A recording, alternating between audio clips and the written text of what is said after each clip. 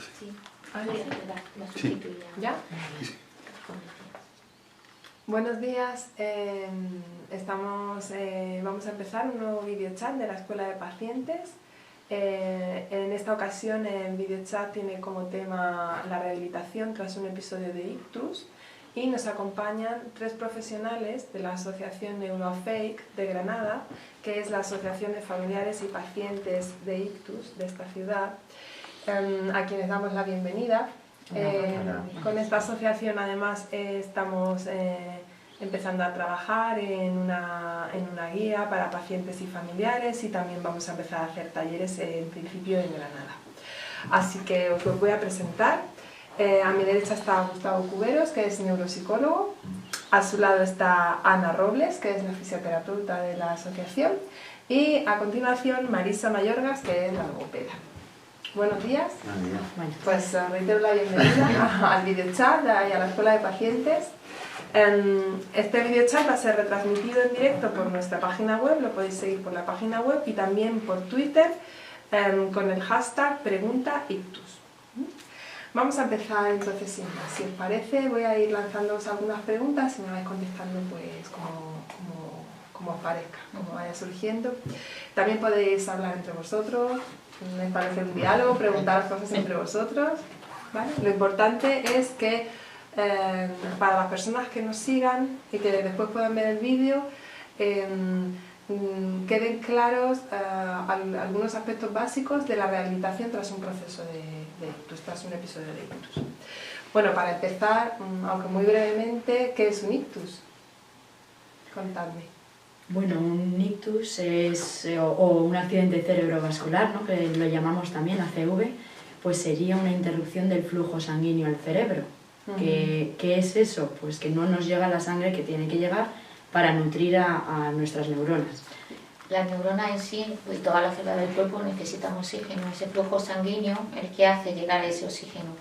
A interrumpirse el flujo de sanguíneo se interrumpe el oxígeno, y ese oxígeno es el que le da vida a las células. Entonces hace que se mueran o que de modo interrumpido no llegue ese oxígeno y tenga una secuela.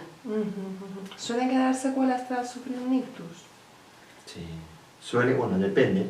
Sí, los ictus, hay ictus que son transitorios, ¿vale?, que pueden, se resuelven de la forma espontánea, o incluso ictus que no han llegado a generar una lesión, o sea, ese aporte que hablaban de oxígeno y nutrientes no han sido todavía muy significativos, porque se puede revertir, pero si ya hay lesión, sí que siempre quedan secuelas, ¿no? En mayor o menor medida, pero siempre va a quedar algo. Tiene que ver mucho también con el tiempo en el que hay una actuación médica. Si esa actuación médica es cuanto antes, las secuelas que quedan serán lo menos posible, ¿no? Ahora está el código ictus, que hace que en realidad se programa en ese tiempo y se puede intervenir lo antes posible para que las secuelas sean menores. Se programa para prestar Sí, cuanto antes la atención sanitaria. Digamos que hay dos tipos de ictus, el hemorrágico y el isquémico. El hemorrágico es por una rotura de una arteria, de un vasito, pero el isquémico es por un taponamiento. Entonces, si actuamos dentro de esas 4 o 6 primeras horas, podemos poner una medicación que rompe ese tapón y vuelve a fluir la sangre, con lo cual las neuronas vuelven a tener esa nutrición y ese oxígeno. Entonces ahí sería el daño más reversible, porque conseguimos que llegue antes. En la hemorragia sí que es un poco más complicado, ya no contamos tanto con ese tiempo, sino con cuánta hemorragia ha habido, compararla, frenarla e incluso intervenir quirúrgicamente para extraer el coágulo, detenerla, depende ya por criterio médico en el momento. Claro, es que depende con la hemorragia, ya no solo es el oxígeno que deja de entrar, sino que se empieza a generar también una inflamación, un edema, que empieza también a alterar otros procesos que, aparte de que no recibe ese Claro, la nutriente. presión craneal, el flujo sanguíneo... Cuando hay hemorragia es un poco más delicada la cosa. De acuerdo. ¿Cuáles podrían ser esas secuelas? Entiendo que no a todo el mundo le quedarán las mismas secuelas, ¿no? ¿Cuáles podrían ser?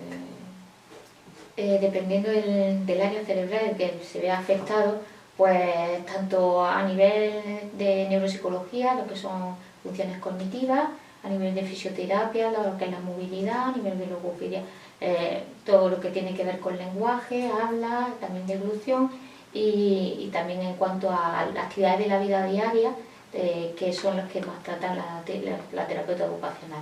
Muy bien. Entonces ya me has contestado también a quiénes son los profesionales que es importante que intervengan en la rehabilitación de un proceso de ictus, ¿no? Has mencionado logopedia, fisioterapia, terapia ocupacional, psicólogo, psicóloga, ¿alguien más? Trabajador social para buscar ayudas, para facilitar un poco la inserción de esa persona a su ambiente, a su entorno. Sí, es que también depende un poco de la fase, ¿no? En un estadio más agudo, pues hay médicos importantes desde un punto de vista de esta terapia física, médica, la enfermería, los auxiliares, y luego ya pues se van incorporando. Claro, en la etapa más aguda está más en el ámbito sanitario más directo, de pues, todo lo que es más vital de inicio, que son los neurólogos. Una vez que se pasa en esa fase va a intervenir más el médico rehabilitador viendo qué secuelas quedan, y después ya el proceso más de rehabilitación que corresponde a la terapeuta. Y la familia, que no solo terapeuta, pero la familia es una labor importantísima en todo el proceso, ¿no? Casi como coterapeuta. Sí, son coterapeutas. Muy bien. Antes de entrar ya un poco más en detalle en el proceso de rehabilitación, contadnos un poco de vuestra asociación, presentando vuestra asociación. Pues nuestra asociación nació en el año 2000, gracias a un médico del Hospital Clínico, Alfredo Casado, que reunió a una serie de familias que vio que tenían más capacidad para llevar frente a una asociación, y dijo, bueno, pues aquí termina la rehabilitación, en el hospital termina la rehabilitación, tenéis un tiempo solamente limitado para esa rehabilitación, pero hay muchas más cosas que hacer y el paciente tiene más posibilidades de recuperación. Yo creo que esa gente que le dio impulso inicial a la asociación son de los que realmente crean que la rehabilitación iba más allá de 3 o 6 meses, como mucho, como lo que se daba en el hospital, y el impulso, el hecho de la creación de la asociación. Entonces nacimos en el 2000 y a partir de 2003 cuando ya empezamos todo lo que son terapeutas a trabajar en ella. Muy bien. ¿Tenéis muchos afiliados, afiliadas?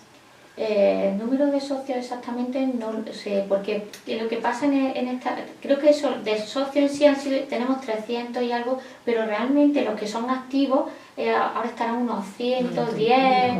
Claro, mucha gente ha pasado por la asociación, unos pues ya se han recuperado y se han dado de baja, pero lo contamos como número de socios, aunque ya no esté activo, porque claro, me interesa ver el funcionamiento desde el inicio. Claro. Y en un día normal, por ejemplo, ¿cuántas personas podéis estar atendiendo? Pues dependiendo, porque nosotros siempre tendemos a dar sesiones individuales, que eso creo que es importante, aparte de que después lo hacemos también grupales, para ver ese paso más, ¿no? Porque nosotros lo que queremos es que el paciente sea lo más independiente posible. Entonces, pues si son sesiones individuales, pues a lo mejor terapeuta, por ejemplo, puedo tener pues 7, 8 pacientes, pero si son grupales, que en grupos podemos tratar en una misma sesión, ¿no? Dependiendo. Estáis ayudando a mucha gente.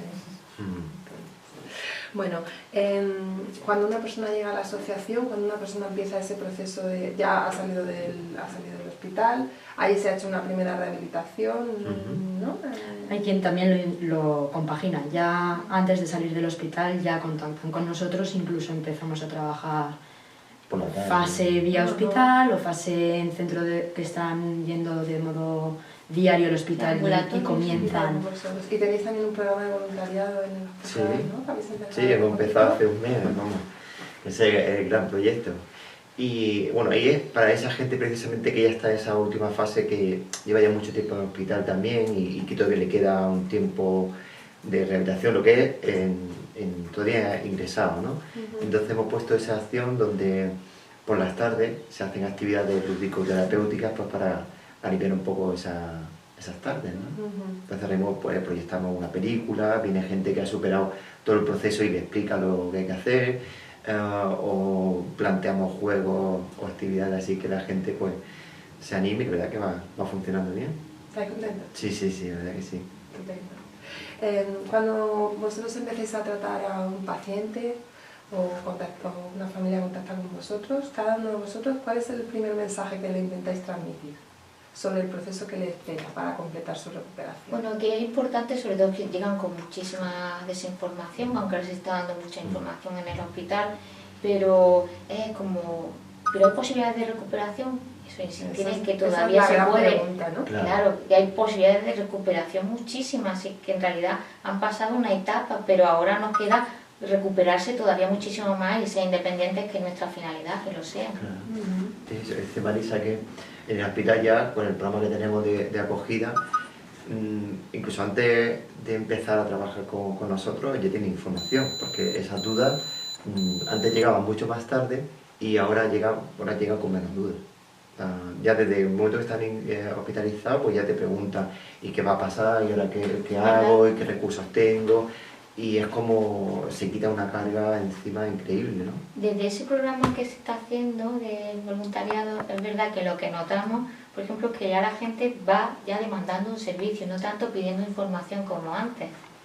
Ya vienen con Sí, una, sí. con una Orientación, concreta, ¿no? claro, Una claro. orientación. El mensaje siempre es muy positivo, ¿no? De decir, te ha pasado esto, tu vida ha cambiado, pero no pasa nada. Vamos a volver a intentar llevarla lo mejor posible hacia donde tú estabas o adaptarla lo mejor posible a tus condiciones. O sea, esto no acaba aquí, ni es un trauma, ni nada. Es un mensaje muy positivo de recuperación.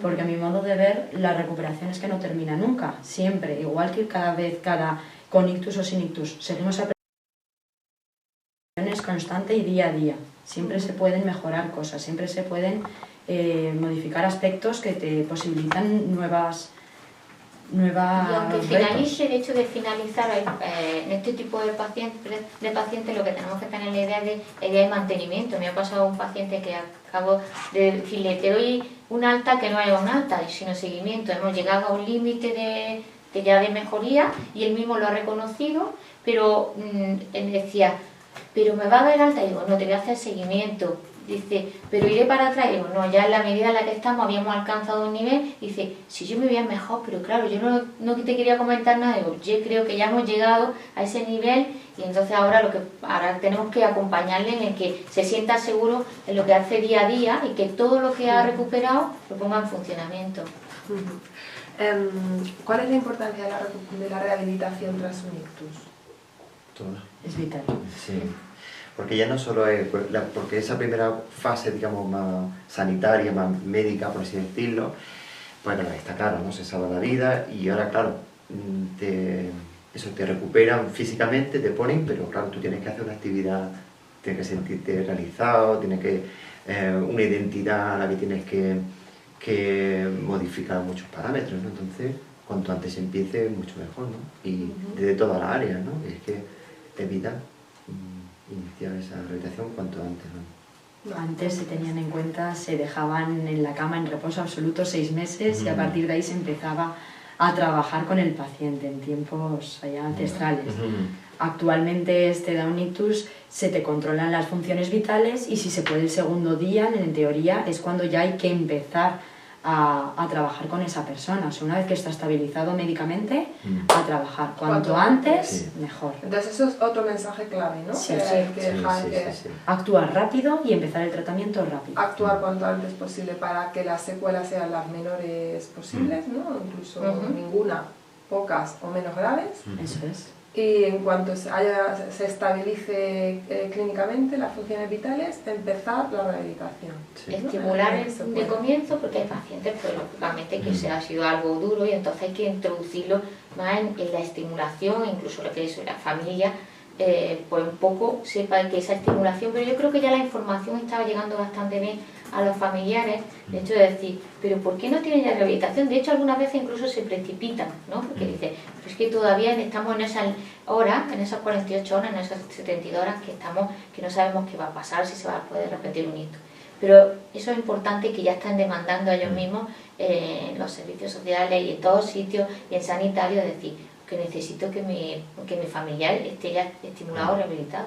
Incluso cuando muchas veces no se puede hacer porque la situación todavía a lo mejor se prolonga más tiempo de lo afectado, se trabaja con la familia, ¿no? Porque por lo menos que se le disminuya ese estado de ansiedad, ese desconocimiento, o sea, se le oriente un poco para que cuando se empiece ya toda esa duda y esa inquietud esté más o menos controlada, ¿no? Sepan.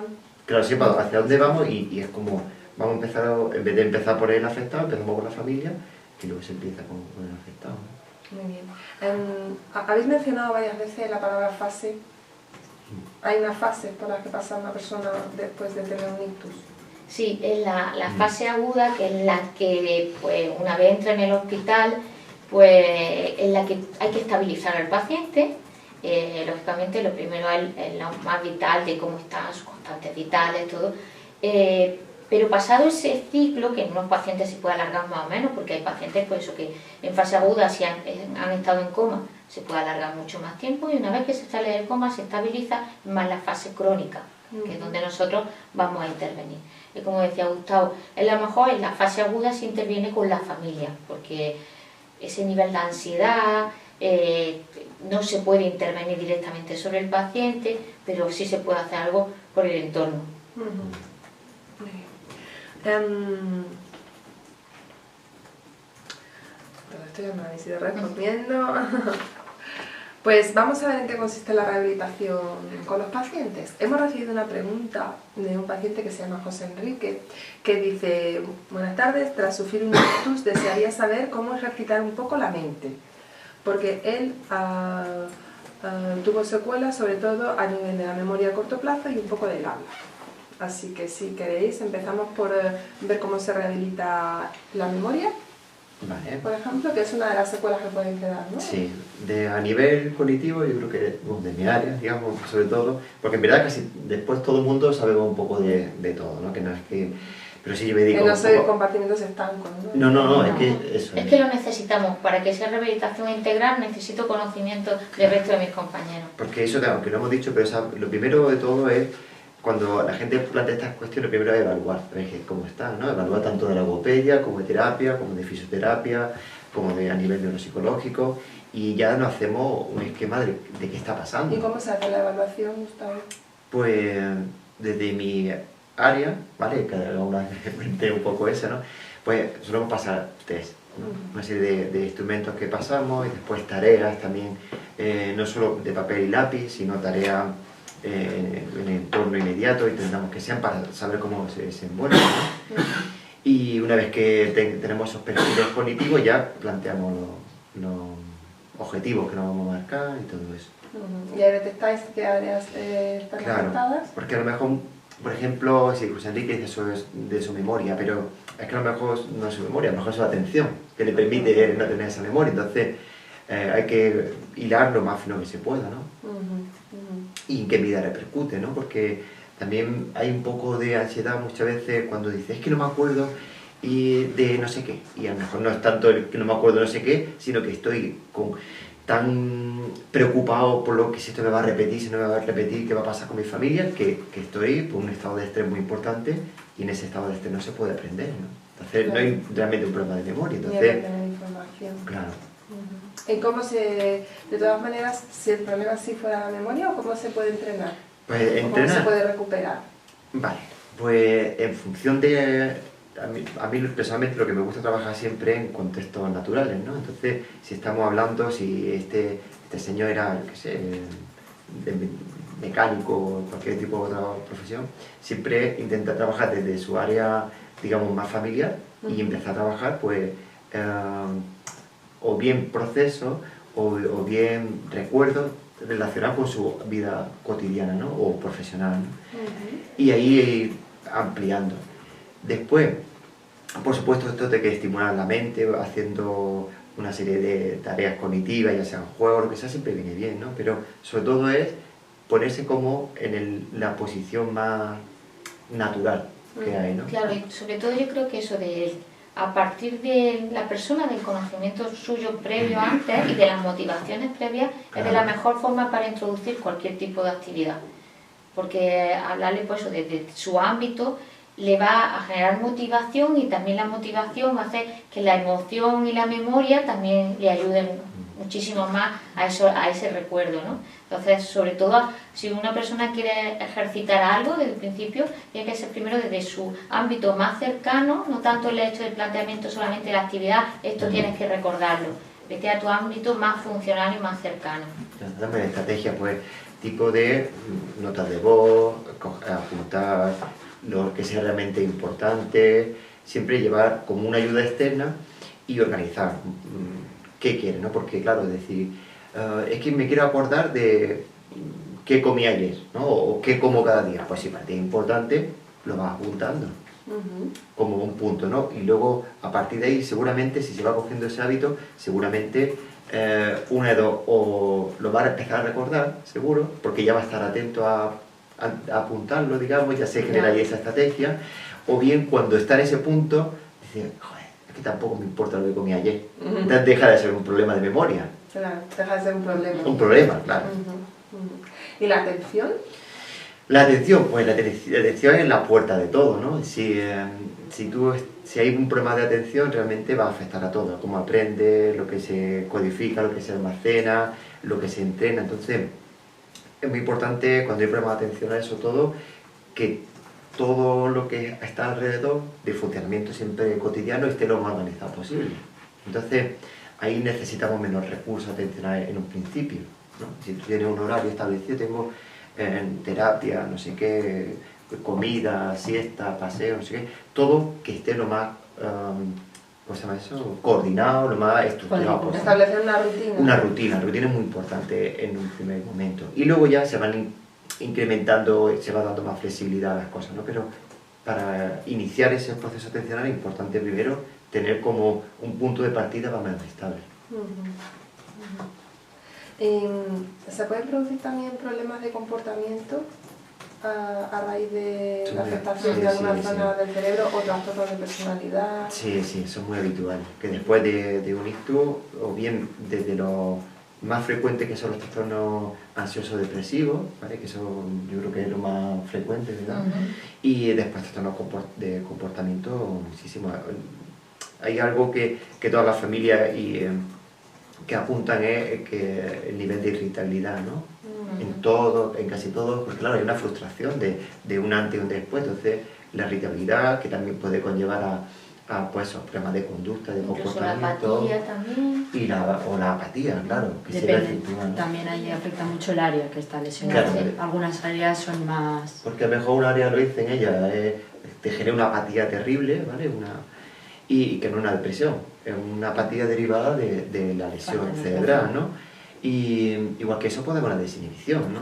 Y empezar a consumir drogas, a gastar dinero, en fin, una disrupción total, ¿no? En su vida. ¿Y cómo se trabaja en ese sentido? Bueno, pues en muchos de esos casos, cuando son muy graves, es necesario la farmacología. Vamos, muchísimo. Y si no, pues volvemos a lo mismo, dentro del entorno y poniendo metas muy concretas y disminuir ese estado de activación, por así decirlo.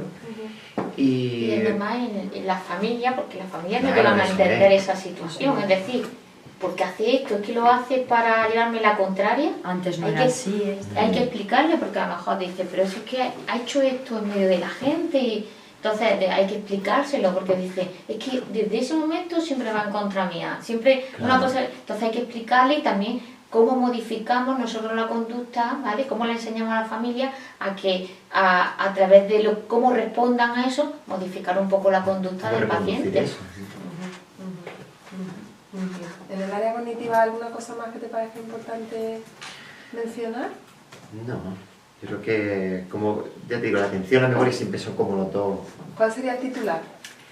Sobre la rehabilitación en el área cognitiva. En el área cognitiva, pues no sé cómo ponerlo.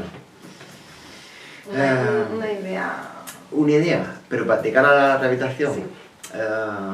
Bueno, primero me gusta abordar la emoción, ¿no?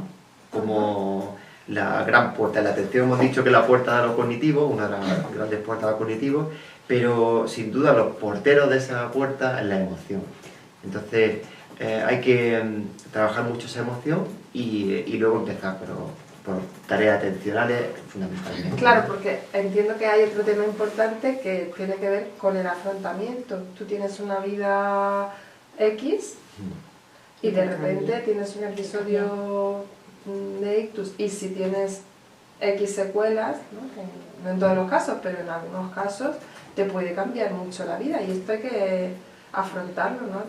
De hecho, ictus significa golpe, en latín es golpe, entonces como te cambia la vida radicalmente. Hay familias que más o menos, pero nosotros es que se ve, además, de hecho a lo mejor se le produce el motor de la familia, entonces como que todo tiene que cambiar el entorno, ¿no? Y aunque sea la emoción mi área fundamental de trabajo, pero en toda la disciplina, claro, es que es fundamental, porque a lo mejor no tanto como al concepto de emoción en sí, pero claro, es que cuando estás trabajando el lenguaje, estás generando también la emoción, o cuando estás con el movimiento, ¿no? Es que todo... ¿Y cómo trabajáis que el afrontamiento de la nueva situación sea el mejor posible? ¿O desde...? Bueno, ¿desde dónde? Siempre vamos a lo mismo, a la motivación que tenga el afectado, ¿no? Es muy importante que ellos también, como se suele determinar ahora, el empoderamiento del afectado, ¿no? Hay que trabajar con esos intereses, entonces, a medida que uno va cogiendo, un poco va cumpliendo esos objetivos que vamos marcando, créeme que eso va generando otra dinámica, ¿no? Otro movimiento bastante interesante, ¿no? Entonces, si no sé, desde la logopedia o del fisio establecen estos objetivos y se consiguen, y pues eso lleva a mucha más motivación, ¿no? Y si te trae un apoyo, es decir, que lo está haciendo muy bien, es como desde toda el área se va empujando, ¿no? Reforzando. Motivar y reforzar. Sí, yo creo que también quitar un poco de hierro al asunto, ¿no? De decir, te ha pasado esto, pero la vida continúa. La vida continúa, vamos a adaptarla a tus secuelas en el caso de que haya, pero esto no significa ya no puedo hacer nada, ya no sirvo para nada, todo lo contrario, ¿no? De intentar adaptarnos y de que la vida se adapte a nosotros. Y la familia, el círculo social, todo, lo tenemos que adaptar porque no termina aquí nada y tenemos que seguir para adelante. Es lo que decíamos, un mensaje positivo de adaptación. Igual que nos puede cambiar el país donde vivimos, nos puede cambiar la manera de vivir.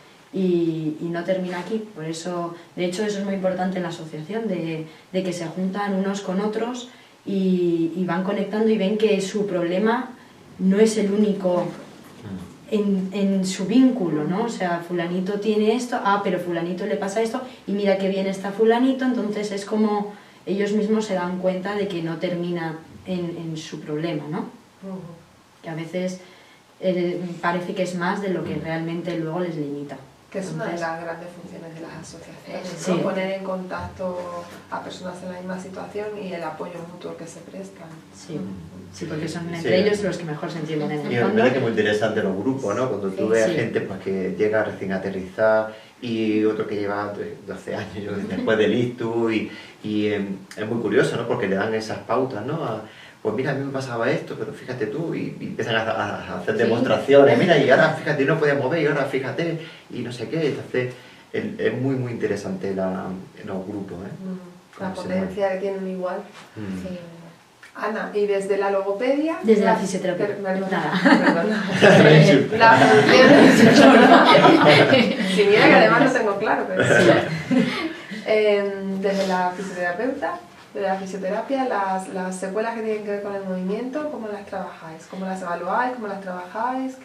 Nosotros en un primer momento lo que valoramos, sobre todo, nos fijamos en la sensibilidad y en la movilidad, porque una sin la otra, si no sentimos, realmente es como que no podemos mover, ¿no? Necesitamos sentir cómo está nuestro cuerpo, cómo se relaciona con el entorno, para poder llegar a adquirir esa movilidad lo mejor posible. Entonces, ¿cómo trabajamos? Pues igual que Gustavo, pasamos una valoración inicial en el que sobre todo eso, testamos un poco las funciones sensitivas y cuánto es capaz de mover esa persona, porque son las dos partes que más tenemos en cuenta. Y a partir de allí, pues un poco guiamos la ejecución de los movimientos, ¿no? Les ponemos tareas, ejercicios funcionales, ¿no? Naturales, llevándolos a la vida diaria, para darles como alternativas de movimiento o guías de cómo debería de mover. Es como volver a enseñar a esa parte lesionada otra ruta para volver a hacer lo mismo, ¿no? Si queremos coger el vaso, pues sabemos que este es el movimiento, lo hacemos inconsciente. Si ahora no puedo, pues yo le voy a dar unas guías a esa persona de cómo lo tiene que hacer, unas estimulaciones, y entonces para poder volver a alcanzar ese brazo a nivel muscular, pero a nivel también de muchas áreas superiores del cerebro, ¿no? Entonces, sobre todo, trabajamos así, en respecto a la movilidad, que es lo que decimos muchos compañeros, ¿no? El movimiento es vida, necesitamos movernos y nos movamos mejor, lo importante es movernos. Entonces, eso es un tótem de la fisioterapia, ¿no? Entonces, pues, buscar lo que te decía, buscar alternativas y hacer la actividad lo mayor funcional posible. Si lo podemos hacer mejor, mejor. Si es peor, peor, pero que la persona consiga hacer esa función que teníamos antes, que es muy parecido, ya que no está Trini para comentarnos la terapia ocupacional, vamos muy enlazadas de buscar la actividad funcional, ¿no? De que el paciente pues no sea capaz de levantar el brazo, que esto tenga una significación en su vida diaria, ¿no? Que pueda cogerse la chaqueta del armario, por ejemplo, ¿no? Sería un poco lo que buscamos con la rehabilitación, que sea capaz de vestirse solo, que sea capaz de asearse solo o con el mínimo de ayuda, llevarlo todo un poquito a su día a día, que sea capaz de alimentarse lo más independientemente posible. Ahí está la conexión entre fisioterapia y terapia ocupacional que hilaría sobre todo a las actividades de la vida diaria. Era otra pregunta que tenía preparada. Entonces, de eso se ocupa la terapeuta ocupacional, ¿no? Como hablábamos antes, siempre nos ocupamos todos de todo. O sea, yo no me puede venir un paciente con una depresión tremenda y yo decir, no, tú ahora céntrate en la mano que tenemos que conseguir coger el garbanzo. No es eso. Entonces, pero sí que es verdad que la fisio y la terapia están muy unidas porque necesitamos un camino común. La fisio estructuralmente es como un poquito más analítica, podríamos decir, ¿no? Me centro en el movimiento del brazo, pero ahora cada vez se está cambiando más todo el esquema y vamos las dos de la mano a la actividad funcional.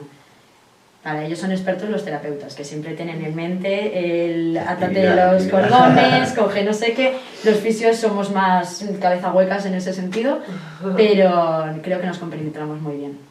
Estupendo. Y desde la logopedia trabajáis con las secuelas del habla, de alimentación... Habla, lenguaje, alimentación, algunas cosas también de respiración. Nosotros lo que hacemos primero es una primera valoración, un screening completo, porque mucha gente nos solicita que a lo mejor es un problema de lenguaje y vemos también problemas de disfagia, que son problemas al tragar. Entonces, lo que siempre le digo yo a los pacientes, bueno, te voy a pasar la ITV completa, ya vemos lo que pasa. Y justamente porque dice, a lo mejor te dice un paciente no, o pues sobre todo el familiar, dicen, cuando primero hago un sondeo de lo que la familia le parece que le falta en cuanto a su lenguaje, a su comunicación en general, ¿no? A lo mejor muchas veces le pregunta, ¿su familiar comprende bien? Y dice, sí. Y es curioso porque te dicen, ¿quieres agua? Claro, el hecho de, ya el gesto de no sé qué, dice, que la verdad es que esa cosa, cuando le pasan las pruebas de comprensión, ves que el paciente no está comprendiendo bien. Y que después te dicen que tiene un problema de conducta. Claro, lógicamente una persona que incluso no comprende bien y a lo mejor solamente entiende su nombre, es normal que tenga problemas de conducta. Entonces, dice más cosas de lenguaje que incluso de... Claro, porque es como si llevasen a esa persona con toda su familia a un país extranjero y dice, bueno, si mi familia está hablando otro idioma, ¿cómo me comporto yo más? Pues mal para llamar la atención. Es decir, pero ¿qué haces? ¿Qué estás haciendo? Claro, pero no te estoy entendiendo, ¿no? Y en parte de un problema de comprensión o de expresión o disfagia o problemas de lectoescritura. Hay pacientes que simplemente lo que les queda como secuela son problemas de leer y escribir, ¿vale? Pues nosotros también tenemos un taller de lectoescritura. Entonces, incluso pacientes que ya han alcanzado el nivel de lenguaje suficiente y ya simplemente ya pasan al nivel de lectoescritura, que es lo que le ha quedado. Pero primero también la funcionalidad es que el lenguaje sea lo más funcional posible, porque si no, no nos sirve de nada. Decirle a un paciente que diga vaca, pues la verdad es que no me va a funcionar, porque en su entorno no hay vaca. Pero que diga leche sí, porque toma leche, ¿vale? Incluso nos ha pasado alguna vez que el paciente llegó a preguntar qué es lo que más le gusta comer, porque era un paciente que era vegetariano y que aprendió jamón y eso no lo iba a pedir. Entonces justamente hasta cosas de personas, lo de más íntimo, pues nos interesa, sobre todo por la capacidad que te pueda tener el paciente de recuperación, ¿no? Claro, la recuperación tiene que estar siempre muy contextualizada. Claro. En la vida que esa persona llevaba y quiere y puede llevar. Claro, sí, es que nuestra finalidad es que dentro de su entorno sea lo más independiente posible. Entonces, todo a partir de la primera evaluación que hagamos, no solamente de nosotros mismos, también del entorno, ¿no? Porque de hecho Gustavo, esa labor nos viene súper bien, porque Gustavo barre todo a nivel familiar, entonces sabemos pues qué es lo más cercano, qué es lo más necesario, y a partir de ahí trabaja. Y la funcionalidad y la pragmática del lenguaje es esencial. ¿Y el sueño se puede ver alterado? Hay pacientes que pues sí tienen muchos problemas. Primero, algunos simplemente por el hecho de que no descansan bien porque tienen una depresión, porque han cambiado sus ritmos de sueño, porque están más alterados, porque algunos también necesitan mejor pañal cuando se han visto que a lo mejor no necesitaban pañal y después de visto al principio lo necesitan. Todo ha cambiado tanto en su vida que cambian hasta los ritmos de sueño. Pero yo supongo que Gustavo sabe mucho más de eso que yo. Sí, pero eso es variable, pero sí que se afecta, incluso hay como un enlentecimiento a nivel cognitivo y todo, y es muy fácil que antes no necesitaba una siesta y claro, se levanta más temprano y para las 12 de la mañana están ya que no puede, entonces pues duerme la siesta, si la siesta es muy larga luego ya les cuesta coger, de todas formas está muy cansado, que todos esos ritmos circadianos se ven alterados, ¿no? Y también por eso también en muchísimos casos está la medicación, ¿no? Alterados también hasta los de la familia propia. Sí, claro, porque La muchos familia están asustados de están a ver qué le respira, vaya a si no, pasar, ¿no? se ha girado de la cama. La afectación también es al entorno. Claro, por supuesto. De hecho, entiendo que también trabajáis con las familias. Sí. ¿A nivel de información y de formación o hacéis más...? Hombre, eso yo creo que Es todo más o fundamental. menos como ella a lo mejor porque si están Pautas. trabajando pautas de movimiento porque hay muchas lesiones, ¿no? Bueno, se pueden ocasionar muchas lesiones, ¿no? En la movilización o a la hora de dirigirse a ellos, ¿no? Y por supuesto es que hay toda esa primera fase donde se pretende que el familiar viva, que uf, qué bien que ya está vivo, ¿vale? Y ahora cuando se hace la realidad, se hace patente, ¿no? ¿Ahora qué hago yo? Y lo que has dicho antes Marisa, ¿no? Que ahora si el rol digamos, de la persona era fundamental dentro de la dinámica familiar y ahora toda esa cartera de poder se la tiene que comer la otra persona, ¿qué hace con todo eso? Entonces, eso en sí es un problema, un trastorno psicológico que hay que abordarlo. Psicológico y familiar, porque los hijos cambian el papel, porque todo se altera. Entonces, sí, allí, vamos, lo más fácil que pase allí todo Cristo, ¿no? A lo largo, vamos, que la rehabilitación es importante que ellos intervengan. Muchas veces, igual que le tenemos que quitar ese estrés de vosotros no sois los terapeutas, nos corresponde a nosotros, y ser coterapeutas. Yo siempre me gusta informar de qué vamos haciendo para que después se generalice ese tratamiento. Porque, de hecho, pasa muchas veces que con nosotros son capaces de hacer unas cosas y van a casa y es que además, pues entre que la protección o sobreprotección y decir, no, que ya ha conseguido esto y esto, porque si no, no lo pone en funcionamiento y entonces, ¿qué estamos haciendo? Como si fuese terapia de laboratorio, pero de aquí no sale. Entonces, siempre informar a ellos, ya te acabas sabiendo el nombre de todos los familiares que pasan por allí, nietos.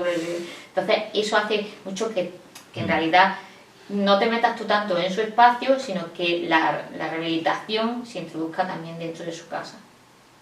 Esa era mi siguiente pregunta. Me estáis enlazando sin querer toda la entrevista.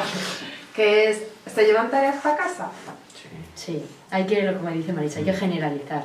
Lo que se hace en la sesión ya tendría que salir por la puerta manteniéndolo, ¿no? Porque hay muchas veces practicamos una cosa, ay, qué bien me sale, tal, salen por la puerta, vas detrás de ellos, les espías y ya se les ha olvidado todo, ya sale con su mujer, a su bola y ya... Es un trabajo activo entre la familia, el familiar afecto, o sea, la persona afecta, y el terapeuta de hacer lo mismo, llevárselo a su casa. Pues, claro que la información, la familia también nos dé información. Esto hace en sí. casa, esto para que nosotros podamos pues eso, indicarle, ayudarle, decir indicación a la familia, tampoco que se vean como diciendo me está persiguiendo a la otra persona para ver lo que no hago, es una cosa como más natural. Sí, que policías no somos, pero es verdad que es importante llevar ese seguimiento, ¿no? Porque a lo mejor es lo que decía antes con un vegetariano que diga jamón, ¿no? Si no está en su ritmo cotidiano no puedes saber, ¿no? Y dice, ¿por qué no has practicado jamón? Y dice, porque yo no como jamón. Sí. Entonces ahí tiene que estar todo eso como un continuo, ¿no? Y todo es bidireccional, ¿no? De la casa al laboratorio y todo el rato, ¿no? Así. Muy bien. ¿Cuánto puede durar el proceso rehabilitador? Depende. Dependiendo del daño inicial, eso va a depender, ¿vale? Hay pacientes que a lo mejor con 3 meses están ya fuera de la asociación y hay pacientes pues, que llevan años, ¿vale? Y otros que en realidad tienen esa terapia de mantenimiento porque han tenido secuelas importantes en su momento, pero ya están muchísimo mejor, hemos llegado a un límite y a lo mejor pues, se le ve una vez al mes o se le indica, pero siempre dependerá del daño inicial. No hay un tiempo medio. No, porque lo que decíamos, pasamos por fase aguda, fase subaguda, fase crónica. La fase crónica puede haber mejorado mucho y no necesitar esa vinculación, no el tener que ir a sesión tanto, pero hay quien es como el gimnasio, hablando de la fisioterapia, es como el gimnasio que uno va de mantenimiento, pues él va a su gimnasio de mantenimiento, ¿vale? O sea, uno se va a hacer spinning y otro se va a fisioterapia, pero es como su sesión semanal, por ejemplo, ¿no? Esto en casos crónicos, que, por ejemplo, sí que existe. Hace mejor, pues, el día de hace 15 años, ¿no? Al inicio de la asociación, el médico incluso todavía lo dicen, usted tiene la posibilidad de recuperación de 6 meses a 1 año, de ahí ya no hay más posibilidades. Todo lo que se consiga ya, eso ya después eso es mentira. y eso es lo que en realidad se demuestra con el trabajo. Yo he visto pacientes con 2 años de evolución sin terapia ninguna y después de esos 2 años sin haber tenido nada de terapia, una vez que hemos empezado a trabajar, se han recuperado, es decir, la plasticidad cerebral y la capacidad de recuperación, pues no lo sabemos hasta que nos ponemos a trabajar. Muchas familias me dicen, ¿pero cuánto? Digo, pues no lo sé, dependiendo de la capacidad que tenga de recuperación, iremos viendo. Y también un factor que a lo mejor, imagínate que a nivel emocional está bastante bien, de lenguaje medio bien, de movilidad medio bien, pero se plantean nuevos retos en su vida. ¿Y ahora qué hace?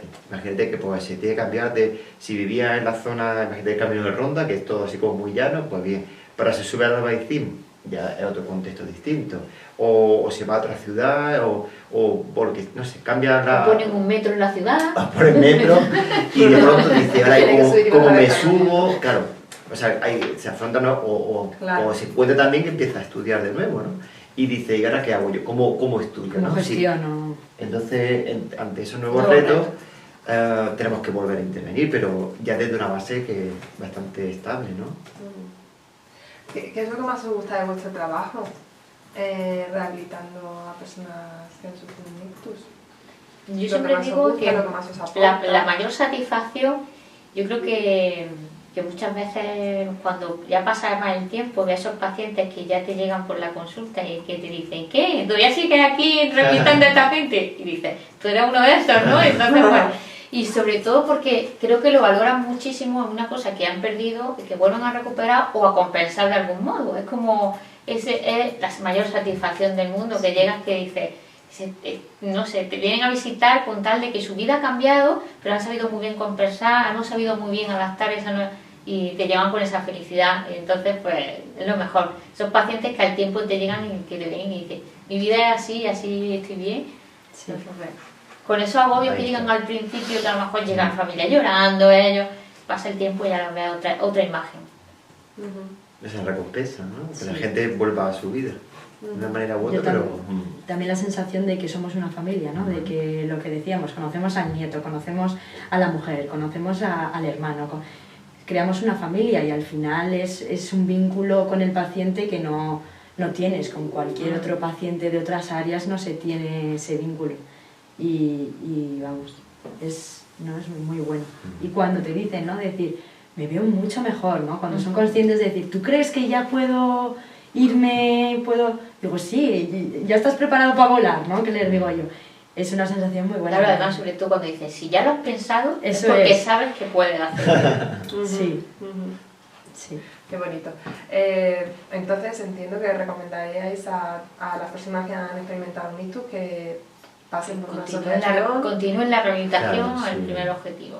Sí, sí, sí. Y que eso, que después del hospital hay vida, ¿eh? Y mucha. Muchísimas gracias. Mucho más bonita. Y muchas más cosas que hacer. Sí, sí. Un mensaje final.